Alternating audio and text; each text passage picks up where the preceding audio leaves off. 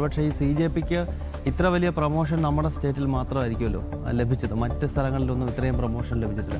അപ്പോൾ നോക്കൂ, ആദ്യം ഇവർ കേരളത്തിൽ CJP നടത്തിയ പരിപാടി നടന്നതേ ഇല്ല. ഓർമ്മയുണ്ടല്ലോ, മറൈൻ ഡ്രൈവിൽ ഇവർ ആളുകളെ വിളിച്ചു കൂട്ടിയിട്ട് ഒരു മനുഷ്യൻ പോലും അവിടെ വന്നില്ല എന്ന് മാത്രമല്ല, അങ്ങനെ ആ പരിപാടി പൊളിഞ്ഞു കഴിഞ്ഞ ഉടനെ കേരളത്തിലെ മാധ്യമങ്ങൾ ചെയ്തൊരു പണി എന്താണെന്നറിയോ, അത് CJP ഒഫീഷ്യലി വിളിച്ചതല്ല എന്ന് മാധ്യമങ്ങൾ വാർത്ത കൊടുക്കുകയാണ്. കാരണം ആ പരിപാടി പൊളിഞ്ഞു എന്ന് കഴിഞ്ഞ ദിവസം ഗൗതം പറഞ്ഞ പോലെ നമ്മൾ പലരും പറഞ്ഞതുപോലെ തന്നെ ഒരു ന്യായീകരണം അവർക്ക് വേണ്ടി അതായത് CJPക്ക് വേണ്ടി കേരളത്തിലെ മാധ്യമങ്ങൾ വക്കാലത്തെടുത്തുകൊണ്ട് അത് CJPയുടെ പരിപാടി അല്ല കേട്ടോ എന്ന് പറഞ്ഞുകൊണ്ട് ഇവർ ഇങ്ങനെ വാർത്ത കൊടുക്കുകയാണ്.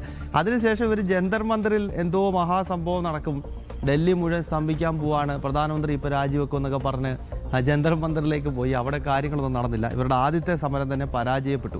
അതിനുശേഷം വീണ്ടും ഇപ്പം സോനം വാങ്ചുക്കിനെ പോലെയുള്ള ദേശവിരുദ്ധന്മാരെയൊക്കെ കെട്ടാവുന്നിടത്തുനിന്ന് കൊള്ളാത്തവനെയൊക്കെ പെറുക്കിക്കൊണ്ട് കൊണ്ടുപോയി ഈ ജന്തർ മന്ദിറിൽ ഇട്ടേക്കുമായിരുന്നു കുറച്ച് ദിവസമായിട്ട്. അപ്പോൾ ഈ ജന്തർ മന്ദിറിൽ ഇങ്ങനെ വന്ന് കിടക്കുന്നവരെയൊന്നും പൊതുവെ ആരും ശ്രദ്ധിക്കാറില്ല. കാരണം അത് ഈ ആന്തോളൻ ജീവികളുടെ ഒരു കേന്ദ്രമാണ്. വെറുതെ സമരം ചെയ്യുക. അവർക്ക് തന്നെ അറിയത്തില്ല ഇത് എന്തിനു വേണ്ടി സമരം ചെയ്യുന്നത്.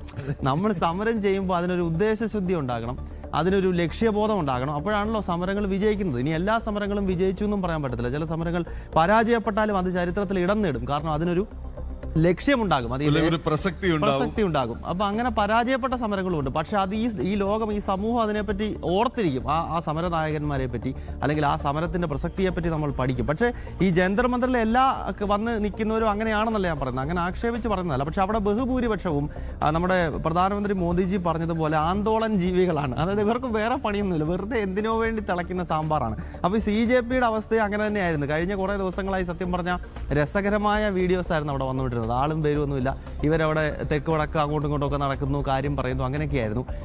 ഒടുവിൽ നേരത്തെ പറഞ്ഞ പോലെ തന്നെ കോടതി ഇടപെട്ടിട്ട് അവിടുന്ന് ഈ സോനം വാങ്ചുക്കിനെ എടുത്ത് മാറ്റാൻ പറഞ്ഞു. ഇന്ന് രാവിലെ പെറുക്കി എടുത്തുകൊണ്ട് പോയി ഡൽഹി പോലീസ് വന്നിട്ട്. അപ്പോൾ ഇതാണ് സംഭവിച്ചിരിക്കുന്നത്. അപ്പോൾ എൻ്റെ ചോദ്യം, ഈ CJP ഇന്ത്യയിൽ വിപ്ലവം സൃഷ്ടിക്കുമെന്ന് ഒരു മാസം മുമ്പ് പറഞ്ഞ പത്രക്കാരൊക്കെ ഇപ്പോൾ എവിടെയാണ്? എനിക്ക് അതാണ് ചോദിക്കാനുള്ളത്. അവരെവിടെ പോയി?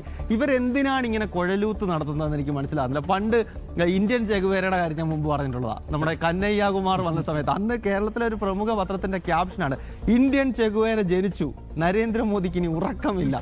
എന്തിനാണ് ഇങ്ങനെ ക്യാപ്ഷൻ കൊടുക്കുന്നതെന്ന് എന്ന് മനസ്സിലാകുന്നില്ല. അപ്പോൾ ഞാൻ ഇപ്പോൾ ഈ CJPയുടെ കൊതുകടിക്കുകയാണ്. അപ്പം തീർന്നിട്ടില്ല. രസം എന്താണെന്നറിയോ, ഈ CJPയുടെ ഇന്നത്തെ സമരം ഒരു കോമഡി ആയിരുന്നല്ലോ. ഇത് പൊട്ടി പാളിസായി കഴിഞ്ഞപ്പോൾ നോക്കൂ, ഇപ്പോൾ കേരളത്തിലെ ഒരു പ്രമുഖ ചാനലിൻ്റെ ഇന്നത്തെ അവരുടെ ഓൺലൈൻ്റെ ഹെഡിങ് എന്താണെന്നറിയോ, കടുപ്പിച്ച് രാഹുൽ ഗാന്ധി സമരം തുടരണം എന്ന് CJPയോട് ആഹ്വാനം ചെയ്താണ്. ഇതിൽ ക്ഷമിക്കണം, തുടങ്ങിയപ്പോൾ ആ ഐറ്റത്തെ ഞാൻ മറന്നുപോയി. അല്ല, ആ ഐറ്റത്തെ എല്ലാവരും മറന്നിരിക്കുകയാണ്. ഞാൻ അതാ പറയാൻ വന്നതേ ഉള്ളൂ. ഇന്ന് വന്നേ ഉള്ളൂ.